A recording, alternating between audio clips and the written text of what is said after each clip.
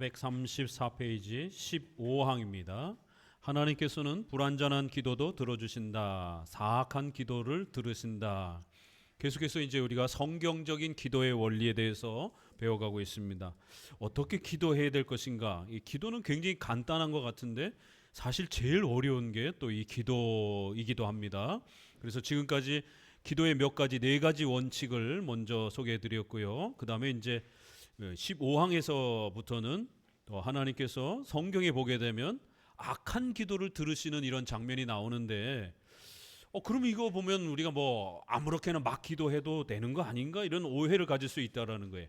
성경의 악인들의 기도를 또 어떤 악한 기도를 이렇게 들으시는 경우는 이걸 우리가 어떻게 해석해야 되는가? 오전에도 성경은 항상 성경 유비의 법칙, 신앙 유비의 법칙 꼭 기억하셔야 됩니다. 성경 전체를 같은 주제별로 비교해 보시고 여러 구절들을 비교해 보시고 또 신앙의 교리 안에서 유기적으로 또 이렇게 조화를 맞춰가면서 결론을 항상 이렇게 찾아내는 겁니다. 자, 그러면 선한 기도를, 올바른 기도를 해야 된다라고 앞서서 배웠어요. 그런데 성경에 악한 자가 기도하는 것도 들어줍니다. 이제 우리가 아주 충격적인 그 기도의 장면은 저도 이 신앙 유비의 법칙 7대 교리를 조화롭게 이렇게 해석하는 우리 장로교회의 이런 해석 법칙을 배우지 못했을 때는 이 구약의 아합의 이 기도를 하나님이 들으시는 이 장면을 보고 너무 충격적이었어요. 구약의 가장 악독한 왕은 누구예요? 아합 왕이에요. 여로보암, 첫 번째는 여로보암이 일대고 그 다음에 두 번째는 아합 왕이에요. 아니 근데 어떻게 아합 왕의 기도를 들어주실 수 있냔 말이에요. 다른 사람도 아니고 구약의 가장 악독한, 교회를 전멸시키고 엘리야 이런 선지자들을 그냥 다 잡아다 죽인 이런 아주 악독한 이 아합의 기도를 어떻게 하나님이 들으실 수가 있죠? 그래서 아합에게 기회를 주는, 아합을 살려주는, 이해할 수가 없었어요. 이걸 어떻게 이해해야 되는가? 그러면 악한 자가 기도해도 들으시는가? 악한 방법으로 기도해도 들으시는가? 그러면 선한 기도를 뭐하러 해야 되는가? 이게 충돌이 오는 거예요. 기도는 선하게 기도해야 되고 하나님의 뜻을 분별하면서 기도해야 되고 무례하게 기도하면 안 된다라고 지금 우리가 그동안 배워왔는데 갑자기 악한 자의 기도를 들으시는, 아합의 이러한 기도조차도 하나님이 들어주셔서 당장 죽여야 되고 당장 그 집안을 전멸시켜야 되는데 아합이 그래도 이렇게 정치를 유지하도록 아합의 그러한 기도를, 아합이 정치적 목적 때문에 회개한 그러한 회개도 하나님이 들으시고 기회를 주시는. 그럼 이걸 어떻게 조화를 시켜야 되는가? 기도의 주제가 충돌이 되고 있잖아요. 그래서 항상 성경은 조화를 이루어야 되는 거예요. 구약에는 일부 다처의 모습이 약간 있습니다. 그렇다고 구약이 일부 다처를 규범으로 소개하는 건가? 아니에요. 구약에도 일부 일처예요.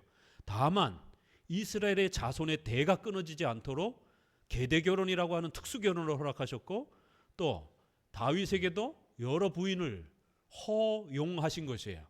솔로몬에게는 1000명이라고 하는 부인이 있다라고 이렇게 성경에 소개가 되잖아요. 후궁이 허용하신 것이에요. 일부 일처가 원칙입니다. 구약에도.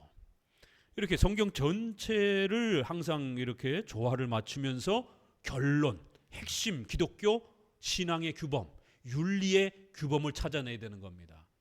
거짓말을 하면 안 됩니다. 성도들은. 원칙이에요. 거짓말을 하면 안 돼요. 그런데 출애굽에 우리가 그 모세의 출생에서 보게 되면 두 히브리 산파가 거짓말을 하면서 히브리 아이들을, 남자아이들을 살려준단 말이에요. 그래서 하나님이 그들을 축복해 줍니다. 그건 거짓말을 해서 축복해 준 게 아니라 그보다 더 큰 하나님을 경외한 1계명 때문에 복을 주신 거예요. 9계명은 어긴 겁니다. 그래서 많은 이들이 이 9계명 성경에서 거짓말해서 복받은 사람, 기생 라합, 지금 최근에 여호수아 구약 강해하고 있잖아요. 그래서 제가 제목을 신자도 거짓말해도 되는가? 이렇게 제목을 잡아서 소개해 보기도 했어요. 기생 라합이 자기의 나라 왕이 숨은 자를 내놔라 했더니 여호수아와 르가 파송한 그 정탐꾼을 숨겨줍니다. 모른다. 어디로 간지 모른다. 자기의 국가의 법을 어긴 거예요. 5계명 어긴 겁니다. 9계명, 7계명을 9계명 거짓말을 한 거예요. 근데도 하나님이 복을 주신 거예요. 왜? 1계명 때문에. 원칙은 거짓말하면 안 돼요. 그래서 많은 분들이 이거를 선의의 거짓말 뭐 이렇게도 표현합니다. 그러나 선의의 거짓말은 없어요. 거짓말은 거짓말이고 거짓말은 죄악입니다. 그러나 이제 우리가 다음 주부터 이제 그다음 계속해서 십계명을 이제 구체적으로 성경의 대원칙을 배웠고 구체적으로 이제 십계명을 어떻게 해석해 가는지 이제 앞으로 계속 나옵니다. 특수 법칙, 기본 원칙과 특수한 경우에 배려해 주는 예외적 법칙이 조화를 이루는 원리가 있습니다. 나는 제사를 원치 않고 자비를 원한다. 제사는 하나님이 명령한 거예요. 그런데 안식일날 짐승이나 사람이 위험에 처하면 제사를 잠깐 못 드려도 사람을 살리는 일을 해야 된다는 거예요. 그 얘기는 제사를 소리 여겨서 된다는 얘기는 아니에요.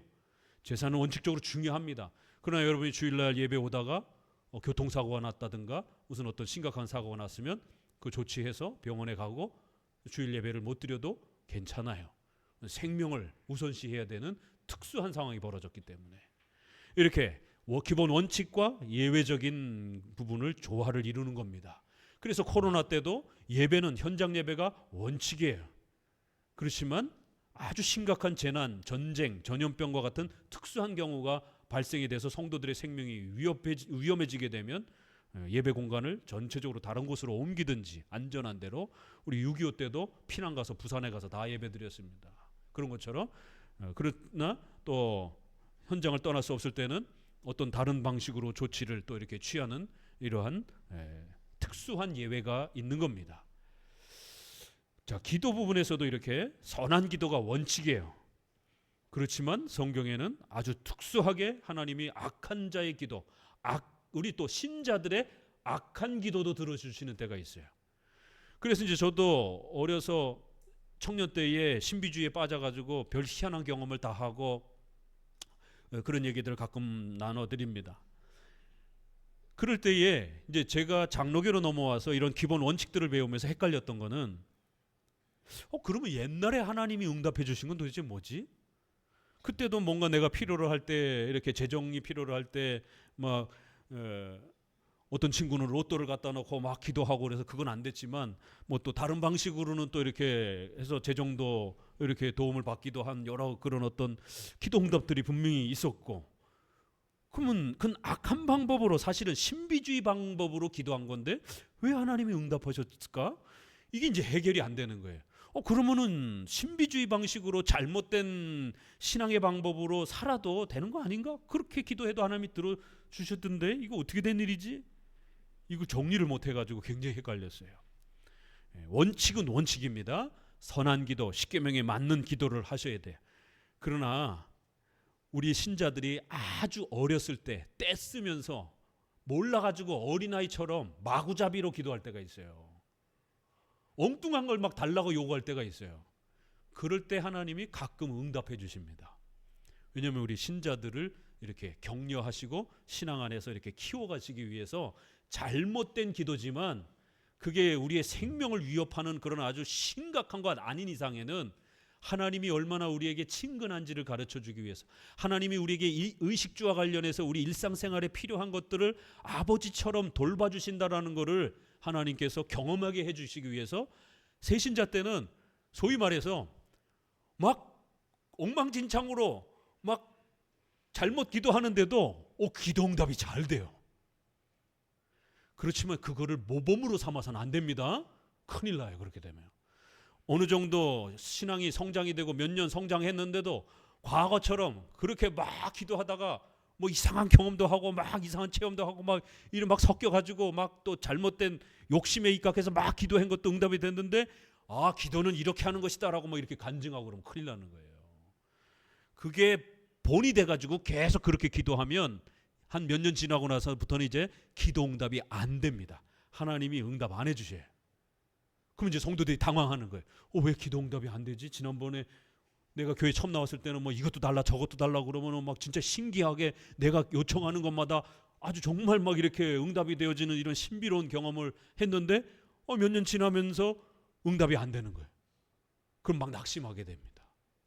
그거는 어려서 하나님이 봐주셔서 불쌍해서 기도가 얼마나 소중한 건지를 동기부여해 주기 위해서 하나님이 응답해 주신 거예요.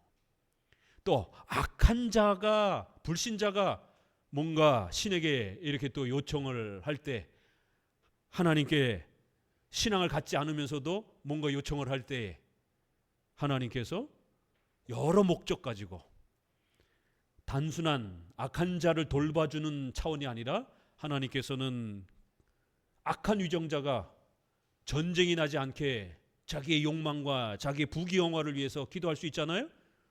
그런데 그 악한 자가 통치하는 곳에 교회가 존재한단 말이에요.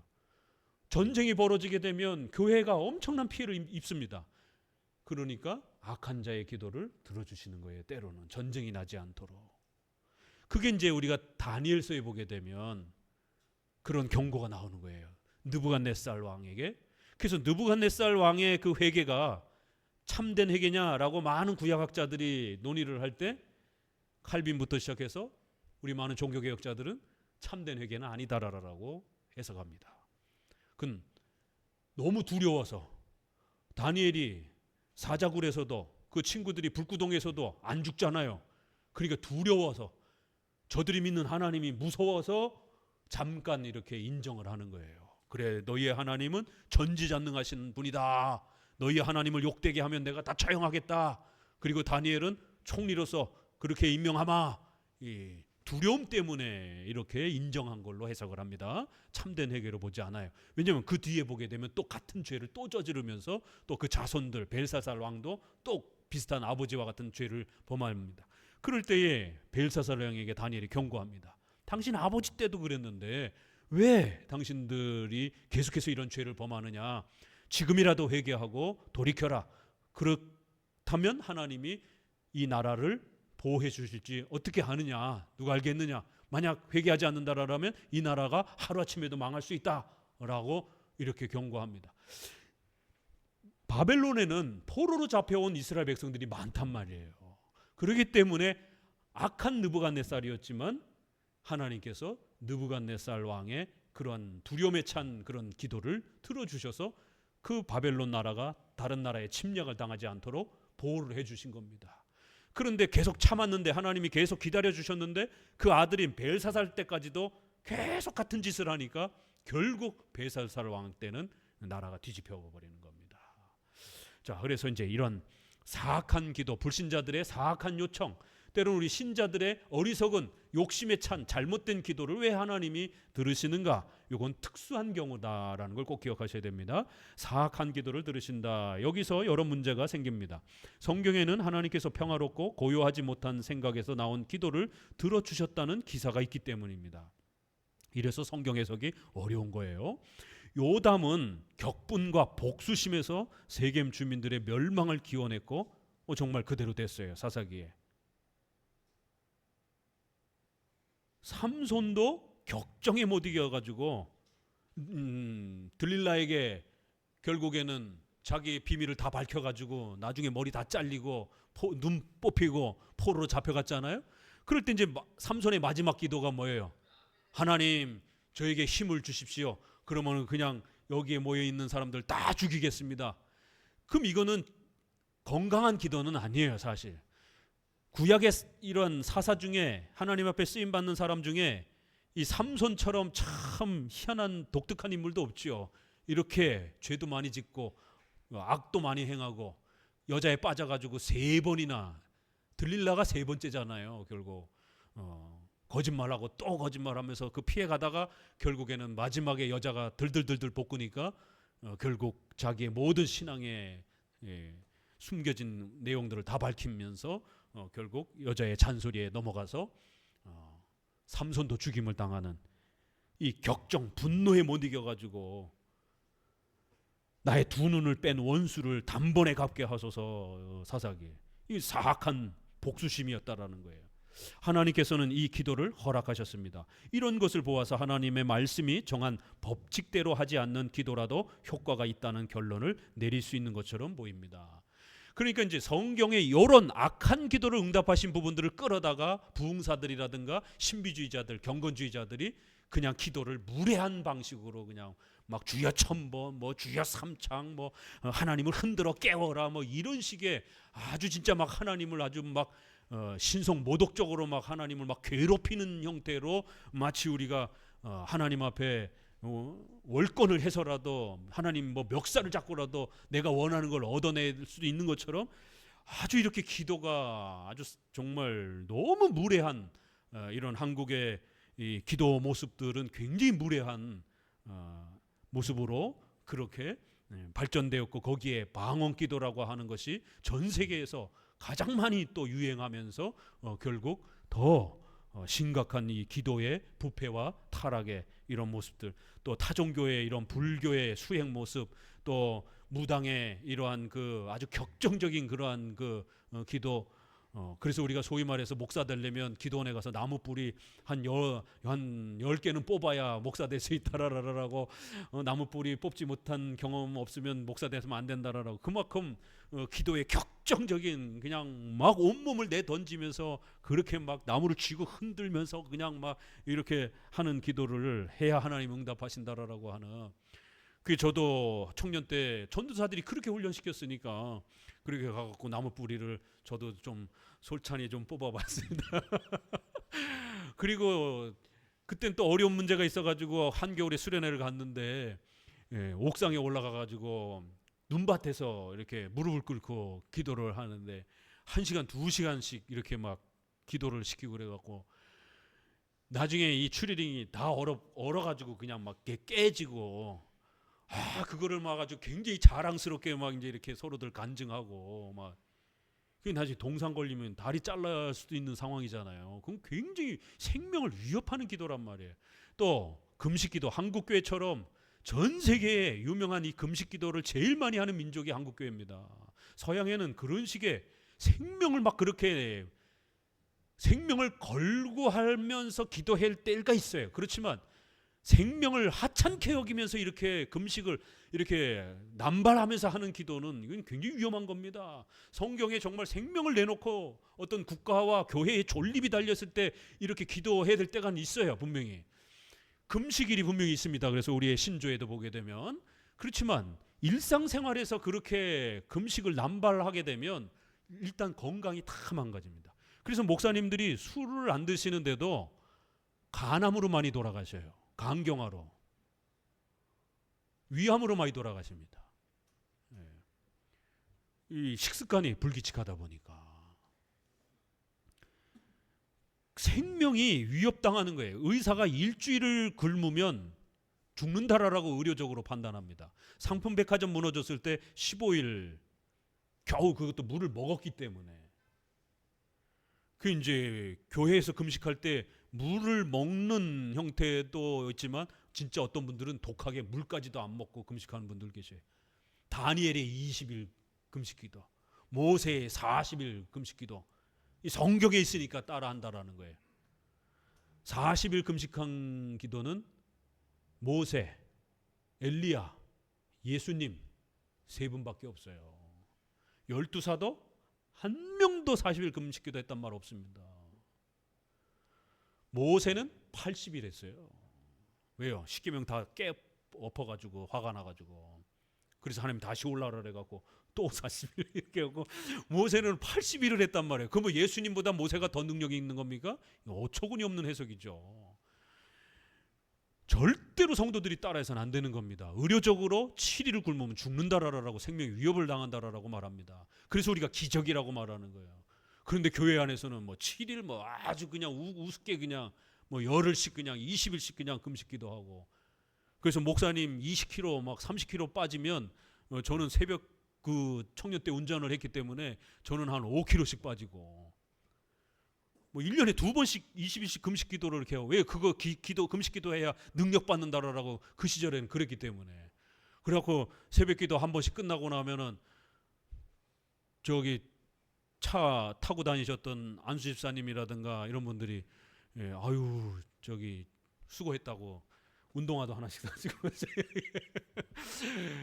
새벽에 막 3시에 막 날아다녔으니까요. 막 이렇게 뭐 100km씩 다니고 막 그분들 새벽기도 다 모시고 오려면 그 스토리가 있어요. 그래갖고 사모님이 세상에 금식기도 온다고 그래가지고 오산에서 수원까지 왜 하필 온다고 그래가지고 오산까지 운행을 다녔어요. 제가 왜 다녔겠습니까? 좋으니까 쫓아다닌 거죠. 그래갖고 막 딱지 끊기고 막 그래서 목사님 제발 천천히 좀 운전하고 다니라라고 그런 어린 시절이 있습니다. 교회에서는 아주 금식 기도를 늘 즐겨 한 거예요. 그렇게 결국 목사님 일찍 돌아가셨어요. 50 조금 저 나이도 안 돼서 돌아가셨어요.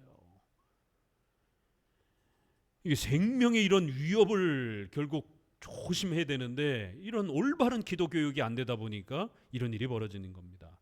자, 그럼 이걸 어떻게 해석해야 되는가? 같이 읽어봅니다. 그에 대한 나의 대답은 이것이다. 보편적인 특수한 충동을 받은 소수의 사람들이 있었고 다른 배려가 있었다. 보편적인 기도의 법칙이 있고요. 그건 선한 기도, 십계명의 하나님의 뜻에 맞는 기도고 또 특수한 다른 예외 법칙도 간혹 존재한다라는 거예요. 이 특수한 법칙을 규범으로 삼아서는 안 된다라는 거예요. 예를 들면 엘리야의 기도가 있습니다. 이 엘리야를 연결해서 누가복음 9장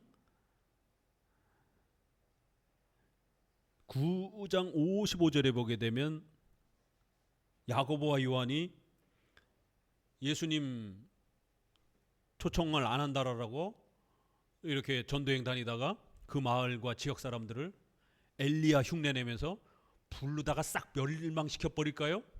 기도해가지고. 그럴 때 예수님 뭐라 그랬어요? 너희는 무슨 정신으로 말하는지도 모르는구나. 니네가 제정신이냐? 이렇게 책망을 한 거예요. 엘리야가 구약에서 그 이방 선지자들을 전멸시키는 그 갈멜산 기도, 유명한 기도 있잖아요. 그 불이 내려가지고 막 다 태워 죽이고 막 이런, 그러니까 막 성도가 기도하면 막 하늘에서 불이 내려가지고 막 적들을 다 물리쳐 버리고 이런 걸 상상한 거예요. 그래서 사도 이 야고보와 요한이 이 자기들을 저기 이렇게 좀 접대하지 않은 그런 불손한 지역 마을을 갖다가 불쾌해가지고는 예수님 다 쓸어버릴까요? 엘리야처럼? 예수님이 아주 호되게 책망하는 거죠. 베드로는 한번 이 사탄의 일을 하는구나, 사탄아 물러가라, 이렇게 책망을 받은 적이 있고, 이 야고보와 요한은 니네가 제정신이냐? 정신을 어디다 놓고 왔느냐? 사도들이 엄청나게 책망받는 장면이 나옵니다. 이게 기도를 잘못하면 이런 책망을 받을 수가 있는 거예요. 이렇게 하면 안 된다라는 겁니다. 우리는 한 걸음 더 나아가서 하나님께서 허락하시는 기도라 해서 다 하나님을 기쁘시게 하는 것이 아니며 신뢰를 보더라도 성경의 교훈은 분명한 증거에서 나타나는 것을 알아야 한다. 그래서 분명히 보편적 법칙과 예외적으로 특수한 어떤 이유 때문에 허락한 이런 경우를 잘 구별하면서 예외적 법칙을 함부로 사용하면 안 됩니다. 435페이지 위에서 셋째 줄, 여기에서는 곤란을 당한 신자들과 불신자들이 자연적인 감정으로 토로한 기도를 구별하지 않고 결과적으로 하나님께서는 불신자들에게도 은혜로우시다는 것을 증명한다. 이게 때로는 믿음이 없이 이렇게 악한 자들이 하나님께 도움을 요청할 때에 이런 또 기도를 하나님 도움을 주시는 경우들이 있다라는 거예요. 한 셋째 줄 아래 불신자들의 기도가 버림을 받지 않을 때에 거기에는 하나님의 자비가 있다는 것을 역설 또는 명시하시려는 것이며 동시에 불신자들의 호소도 때로는 유익한 것을 보고 진정한 경배자들이 더욱더 기도하도록 격려하시려는 것이다. 하나님께서 우리 나태하고 게으르는 우리 신자들이 기도를 열심히 해야 되는데 참 이 기도만큼 참 이게 훈련이 잘 안 되는 게 없죠. 예배는 그래도 웬만큼 드리는데 이 참 기도를 규칙적으로 하는 게 참 쉽지 않아요. 기도는 더 이렇게 참 많은 훈련을 해야 됩니다. 그래서 하나님은 악한 자들의 어떤 요청조차도 간혹 들어주시는 그러한 샘플을 보여주시는 거예요. 그래서 우리 신자들이 기도할 때는 더 많이 응답해 주실 것이다라고 하는 동기부여를 하시기 위한 목적으로도 그렇게 사용한다라는 거예요. 악한 자들도 저렇게 신에게 하나님께 뭔가를 요청했을 때 응답을 받는데 우리 신자들은 왜 기도 안 하냐라는 거예요. 이제 그러한 동기부여 차원으로도 사용하시기도 한다라는. 자, 그 다음에는 이제 말씀드렸던 아합이 회개하는 채 했을 때 하나님께서 감동하셨다라는 말을 했다. 우리 열왕기상 21장 같이 한번 봅시다. 이게 어떤 문맥에서 나오는지. 열왕기상 21장 27절부터 한번 같이 읽어보도록 합니다. 27절. 아합이 이 모든 말씀을 들을 때 그 옷을 찢고 굵은 배로 몸을 동이고 금식하고 굵은 배에 누우며 행보도 천천히 한지라.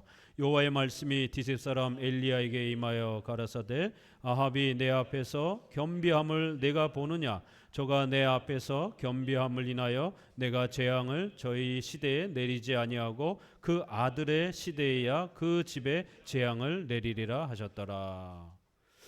이렇게 여기 21장에서는 선지자가 이제 이렇게 경고하자 그 선지자의 말을 딴 때는 안 듣더니만 이때는 또 나라가 망한다 그러니까 들었어요. 그러면서 하나님 도와달라라고 옷을 찢으면서 이렇게 회개를 합니다. 그럴 때 칼빈부터 우리 선조들은 이 아합의 회개는 진정성이 없는 것이었다라고 대부분 다 그렇게 해석합니다. 이 두려움 때문에, 공포 때문에 억지로 이렇게 해석한 걸로 이렇게 해석해요. 왜냐하면 진정으로 회개했다라면 아합의 가문이 자자손손 대대로 계속 왕권을 차지했을 것입니다. 결국 공포 때문에 두려움 가운데서 하나님께 도와달라고 요청한 정도예요. 그런데도 하나님이 응답을 들어주신 것입니다. 그래서 아합 가문이 그 자손에 대해까지 조금 더 가고 나중에 이제 부하의 반란에 의해서 아합 가문이 완전히 대가 끊겨버리는 거예요. 어떻게 이렇게 하나님이 도와주실 수 있을까? 당장 멸해야 되는데. 이제 그 성경 구절 뒷부분 보면은요, 강요로 돌아와서 이것은 하나님의 선민들이 그 분의 노여움을 풀려고 진심으로 회개하고 돌아오면 그는 곧 그들의 기도를 들어주신다는 것을 증명하시려는 것이었다. 이렇게 하나님께서는 아합도 어찌됐든 구약의 이스라엘 백성들 아니에요? 이스라엘 백성들이 회개하고 하나님께 돌아오려고 이렇게 발걸음 하나만 띄어도 하나님은 기도를 응답해 주시고 도와주시겠다라고 이런 샘플을 우리에게 보여주시면서 우리에게 동기부여를 시켜주는 거예요. 우리가 진심으로 하나님 앞에 회개하고 기도하면 얼마나 하나님이 더 잘 응답해 주겠느냐라는 거예요. 악한 자들도 이렇게 응답을 받는데 우리 신자들이 응답 안 받아서야 되겠습니까? 기도 안 해가지고. 기도는 해야 응답 받는 겁니다. 하나님이 기도를 수단으로 사용하시기 때문에.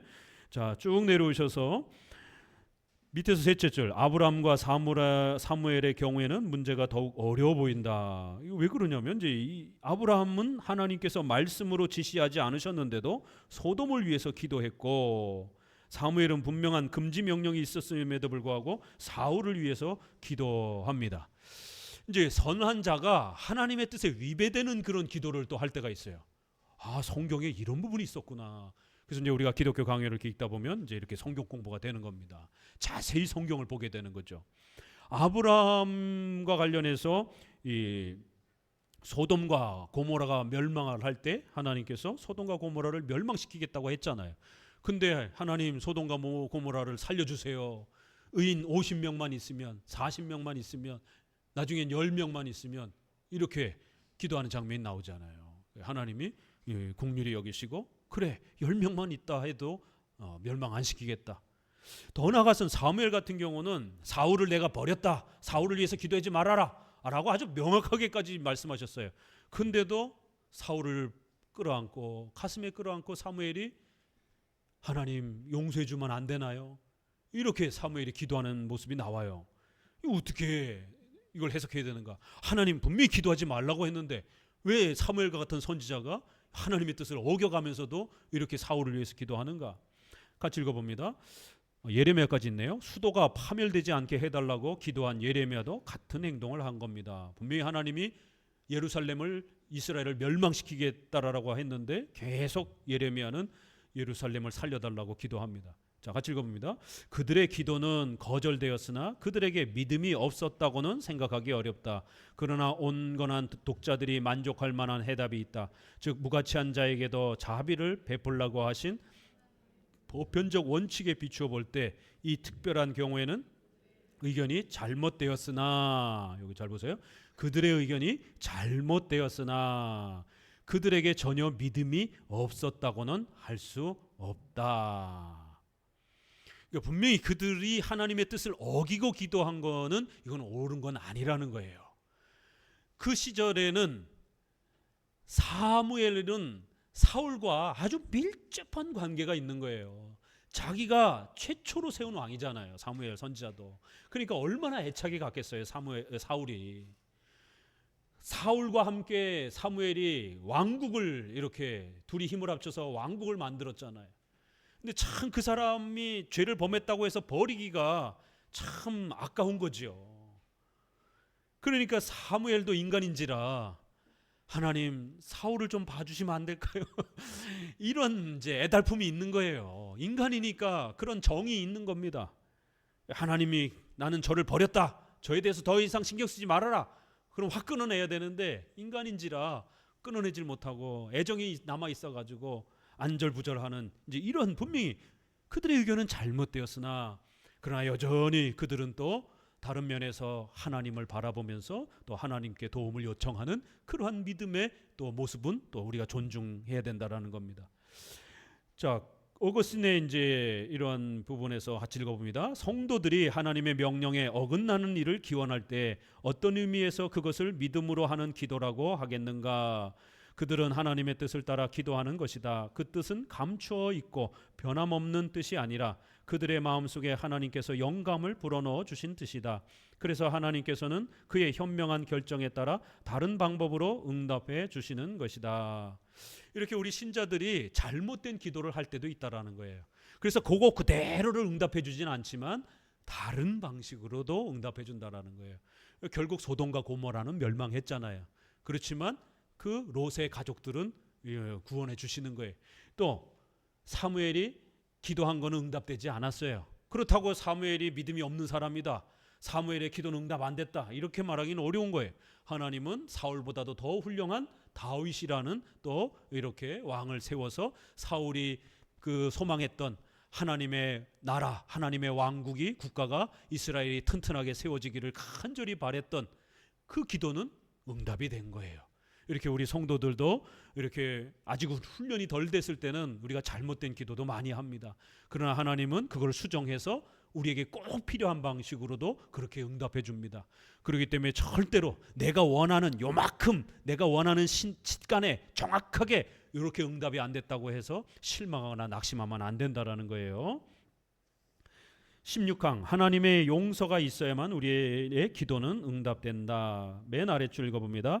나는 기도는 경건한 자와 하나님 사이의 친밀한 대화이나 우리는 경외와 겸손한 마음을 가짐으로써 잡다한 요구를 함부로 늘어놓거나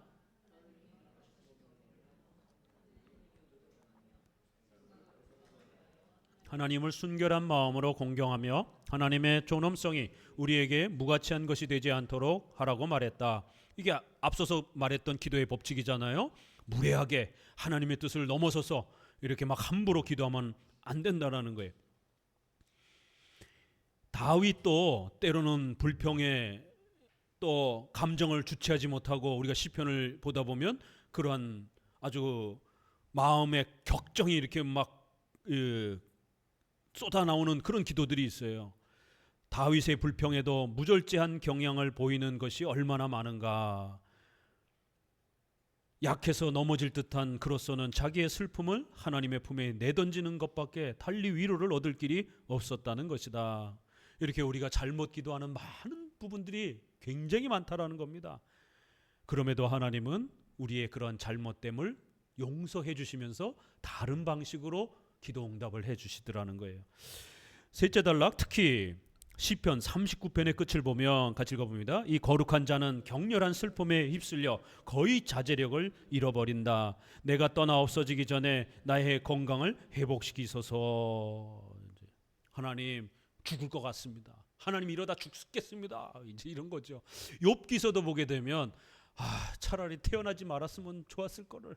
그 아픔이 너무 심하니까 하나님, 차라리 저를 죽여주시옵소서. 제발 죽여주시옵소서. 그렇다고 하나님 확 죽이면 어떡해요? 그럴 때는 하나님 죽이시면 안 되는 거잖아요. 오히려 다른 방식으로 이렇게 우리를 도와주시는 거예요. 이렇게 구약에도 보면 이런 많은 기도의 모습들이 있다라는 거예요. 한 4-5째 줄 아래 그는 다만 하나님의 진노를 견딜 수 없다고 불평할 뿐이다. 이런 시련을 당할 때 하나님의 말씀의 법칙과 잘 조화되지 않는 기원도 입 밖으로 나오는 경우가 많고 성도들도 합당한 일과 유익한 일을 충분히 생각해 보지 못하는 예가 있다. 이렇게. 그래서 기도는 항상 주의하고 신중하게 훈련해 가셔야 된다라는 거예요. 그래서 하나님은 우리가 새신자 때, 또 우리가 연약할 때, 아직 훈련이 덜 될 때도 간혹 이렇게 기도가 응답되는 경우가 있어요. 그거를 절대로 규범으로 생각하고 계속 그 방식으로 기도하면은 큰일 납니다. 한두 번 하나님이 들어주는 거지 계속 들어주는 건 아니에요. 기도 응답을 못 받는 이유가 바로 이런 데 있는 거예요. 지난번에 했으니까 이번에도 그렇게 해도 되나? 이제 이렇게 하면 안 되는 겁니다. 넘기셔서 438페이지에 성경에는 시편 51편 17절 두 번째 단락쯤에 상한 심령, 하나님이 구하시는 제사는 상한 심령, 하나님이여 상하고 통회하는 마음을 주께서 멸시치 아니하시리라. 이제 이러면서 따라서 같이 읽습니다. 사람은 항상 이중의 용서를 받아 빌어야 한다. 하나는 많은 죄를 지은 줄 알면서도 그 느낌이 미약해서 자기를 혐오하는 생각이 당연히 있어야 할 정도로 절실하지 못하기 때문이며, 또 하나는 자기의 죄를 올바르게 슬퍼하고 완전히 낙심하여 그 회개하는 마음과 하나님을 두려워하는 마음을 보셔서 하나님께서 은혜를 허락하신 경우에 그들은 심판자이신 그의 진노가 자기들에게 내리지 않기를 기도해야 하기 때문이다. 이렇게 우리는 연약한 기도를 너무 많이 하기 때문에 그 기도 중에도 이런 용서를 끊임없이 받아야 우리가 하나님 앞에 제대로 이렇게 또 기도의 응답을 받는다는 이런 놀라운 하나님의 자비와 은혜 때문에 우리가 기도할 수 있다는 것을 잊어서는 안 된다라는 것입니다. 자, 쭉 넘어오셔서요. 439페이지 첫째 줄, 성경에는 이런 예가 무수해서 성도들의 신앙은 의심이 뒤섞여 있고 또 의심으로 혼란 상태에 빠짐으로 믿고 바라는 중에도 무심코 신앙의 결핍을 드러낸다는 것이 분명해진다. 그러나 원하는 목표에 도달하지 못할수록 성도들은 더욱더 노력해서 자기의 결점을 시정하며 기도의 완전한 표준에 매일 더욱 접근해야 한다. 자, 그러니까 부족한 기도라도 열심히 하셔야 되는 거예요. 완벽하게 갖춘 다음에 기도하려고 하면 죽을 때나 기도할 수 있을까요?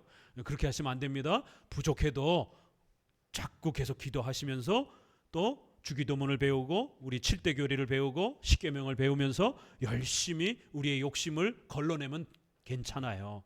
하나님께서 이렇게 우리의 연약한 기도도 또 수정해서 용서해 주시면서 다른 방식으로 응답해 주시기 때문에 걱정하지 마시고 열심히 기도하시라는 겁니다. 밑에서 7째 줄 정도, 그들이 엄격한 자기 응징을 통하여 이런 장애를 극복하도록 노력하게 만들려는 것이다. 사탄이 그들을 기도하지 못하도록 모든 기도를 막으려고 애쓰더라도 그들은 장애를 돌파해야 한다. 더 무서운 죄는 기도 안 하는 거예요. 그건 더 무서운 죄가 되는 거예요. 사탄은 결국 우리가 이 핑계 저 핑계 대고 기도 안 하게 만든다라는 거예요. 장로교 기도 이거 너무 어려운데, 이게 교리를 생각하고 성경을 묵상하면서 이거 집중적으로 기도해야 되고, 이거 너무 어려운데, 그러면서 기도를 점점 안 하게 되면 더욱은 심각해지는 것이다라는 겁니다. 그래서 이제 우리가 일반 교회들은, 일반 복음주의 교회들은 자기 욕심과 어떤 기복주의 신앙 때문이라도 자기가 원하는 것을 얻어내려고 엄청나게 기도합니다. 전 세계에서 한국 사람만큼 기도 많이 하는 교회가 없어요. 새벽 기도 유일하게 한국 교회 있잖아요. 근데 개혁주의, 이런 보수주의, 이 장로교로 이렇게 오셔서 소위 점잖은 기도를 이제 이렇게 성경에 기초한 기도를 이제 배우기 시작하게 되면 이게 기도들을 잘 안 하셔요. 그래서 오후에도 우리가 합심해서 같이 기도합시다 그러는데도 목사님 목소리밖에 잘 안 들리고 이렇게 열심히 이렇게 통성으로 잘 기도 안 하시고 그냥 혼자 조용히 묵상 기도하시는지 기도들을 이렇게 열정적으로 이렇게 또 잘 못해요. 그건 고쳐야 됩니다. 우리가 과거에 이 극단적인 이런 기도에 이렇게 상처를 받고 그런 거에 좀 이렇게 좀 마음이 상해가지고 장로교에 와서 이제 이런 성경적 주기도문 기도를 한다고 해가지고 가만히 그런 모든 그런 기도를 외면하고 그냥 침묵 기도만 하고 계시면 안 되는 겁니다. 다 잘못된 게 아니라 그 중에서 극단적인 것만 걸러내고 기독교 강요에도 보잖아요. 손을 들고도 기도할 수 있다. 칼빈도 그 얘기를 해요. 무릎을 꿇고 막 감동이 막 넘쳐서 무릎을 꿇고 싶을 때가 있어요. 인간이기 때문에 자기를 낮추는 그런 어떤 마음 자세로 무릎을 꿇을 수도 있고, 또 손을 이렇게 자기도 모르게 손을 들고, 또 때로는 이렇게 하늘을 이렇게 쳐다보면서 이렇게 하나님을 바라볼 때 늘 하늘을 경외하는 인간의 어떤 그런 이 본능적인 이런 경외의 이런 모습들이 땅바닥을 이렇게 쳐다보면서 이렇게 이런 건 좀 낯설잖아요. 또 가슴을 이렇게 움켜잡고 또 두 손을 모으고 막 이런 부분들은 허용되는 거예요. 뭐 이런 것조차 하나하나 다 일일이 이거 비성경적이야 비성경적이야 이렇지 않습니다. 인간의 기본적인 이런 부분에 있어서 허용되어질 수 있는 범위. 그러나 너무 무례하게 막 이렇게 폭력적으로 신을 무시하듯이 막 이렇게 신과 막 싸움을 걸듯이 막 이런 기도는 우리가 조심해야 된다라는 거예요. 자칫 우리가 기도를 안 하는 쪽으로 이렇게 개인 기도, 또 이렇게 공적인 기도에 있어서 대표 기도가 있지만 또 이렇게 성도들이 야고보서에 있는 것처럼 서로 병 낫기를 위해서 기도해라. 하나님께서는 의인의 기도를 들으신다라는 말이 있습니다. 우리 성도들 중에 아픈 성도들이 있어요. 그럴 때 거기서 병 낫기를 위해서 기도하라라는 이제 이 표현이 우리가 이제 헬라어로도 또 이제 파고 들어가는 거예요. 그러면 성도들이 모여 앉아가지고 서로 병 낫기를 위해서 기도하는데 A 집사를 위해서 우리 병 낫기를 위해서 기도합시다. 시작. 다들 가만히 있어요. 묵상 기도만 합니다. 그런 의미겠느냐라는 거예요. 그 본문이 야고보서가 그런 뜻은 아닌 겁니다. 인간이기 때문에 서로를 위해서 기도해 주는 그 음성을 들으면서도 그 병자는 위안을 받는 거예요. 성도들이 나를 위해서 이렇게 간절히 기도해 주니 하나님이 곧 응답해 주시겠구나라는 또 소망도 갖게 되는 거고, 이렇게 인간이기 때문에 음성과 언어가 있잖아요. 그러면 사용해야 되는 거예요. 같이 소리를 통해서 기도해 줄 때 그 성도는 엄청나게 위로를 받습니다. 저도 목사님들과 이렇게 함께 기도할 때 우리 한마음교회를 위해서 기도합시다 이러는데 가만히 그러면 인간이기 때문에 서운한 거예요. 이게 기도해 주는 건가? 이게 의심도 되고. 그럴 때 우리 시찰 목사님들이 우리 교회에 이사 와가지고 간절히 또 한마음교회를 위해서 기도해 줄 때 마음이 너무 감사하고 너무 푸근하고 좋은 거예요. 인간이기 때문에. 목사님이 신방 가가지고 이게 예인 겁니다. 여러분의 가정의 어려움을 위해서 목회자가 기도하겠습니다. 같이 기도합시다. 그럼 그 성도 입장에서 어떤 마음이 들겠냔 말이에요. 이게 인간이기 때문에 그래요. 우리가 인간의 본성과 인간의 이 성질을 무시하면 안 되는 겁니다. 인간이기 때문에 아파하고 눈물 흘리는 거예요. 인간이기 때문에 장례식장에서는 격식을 갖추는 슬픔을 달래는 검은 옷이라든가 흰 옷을 입어야 되는 거예요. 크리스찬들이 장례식장에 빨주노 초 파남보 입고 가면 몰상식한 인간이라고 다시는 두 번 다시 교제 안 합니다. 크리스찬들도 예의를 갖춰서 슬픔을 표시할 수 있는 옷을 입고 가시는 거예요. 결혼식에는 또 기쁨을 표시할 수 있는 옷을 또 그렇게 함께 기쁨을 나누는 것이 인간이기 때문에 그런 거예요. 그래서 우리가 기도할 때도 함께 이렇게 서로를 위해서 기도하는 그러한 제목을 가질 때는 간절히 그 성도를 위해서 함께 기도해 주면 그 한 목소리로 기도해 주는 걸 통해서도 하나님은 들으시고 또 우리 성도도 그 소리를 들으면서 위로를 받는 것이고 이렇게 여러 큰 유익이 있습니다. 우리가 함께 또 오후에 기도하고 그럴 때 꼭 같이 소리 내어서 열심으로 기도해 주시고 또 여러분 각자 집에서도 개별적인 시간들을 갖고 부단히 이렇게 또 시간을 훈련해 가시기 바랍니다. 기도는 제일 어려운 이 신앙의 이런 훈련 중에 제일 어려운 것 중에 하나예요. 그래서 포기하지 마시고 기도를 약간 실수하고 부족해도 안 하는 것보단 나은 겁니다. 그래서 열심히 하시고 또 우리 성도들을 위해서도 간절히 기도해 주시기 바랍니다. 기도합니다. 하나님 감사합니다. 우리가